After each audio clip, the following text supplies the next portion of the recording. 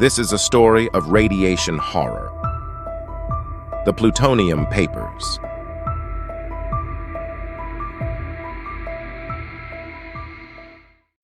The year was 1945, and in the United States, it seemed imperative to understand the effect of radiation on human beings.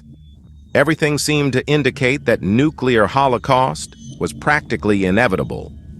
We were facing a world of radioactive ash, and humanity had to understand the odds of survival after such a catastrophic event. It is perhaps easy to understand, dear listener, why this situation lent itself to the manipulation of a certain unprotected and vulnerable sector of the population.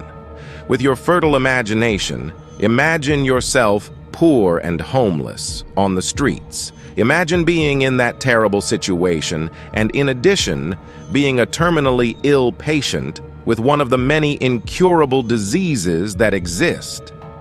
And now imagine being given false promises or things of little value to participate in an experimental treatment where neither you nor those administering the treatment know the potential short, medium, and long-term consequences of it.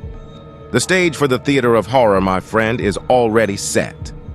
Between 1945 and 1947, 18 defenseless souls were injected with plutonium, and some of them, like Eb Cade, were not entirely convinced of the situation.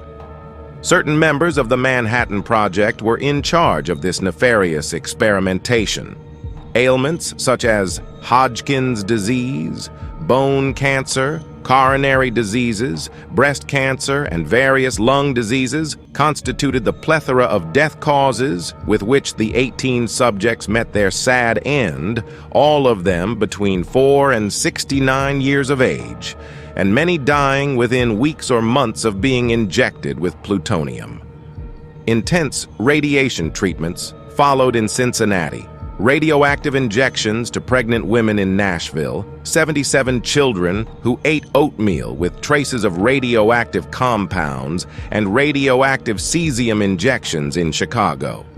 The right to informed consent was not offered to the subjects, as in these cases, they were not properly informed about the experimental protocols adopted. The shame of these illegal scientific practices was finally exposed in 1993 when a presidential order and a specially appointed commission revealed the results of their investigation.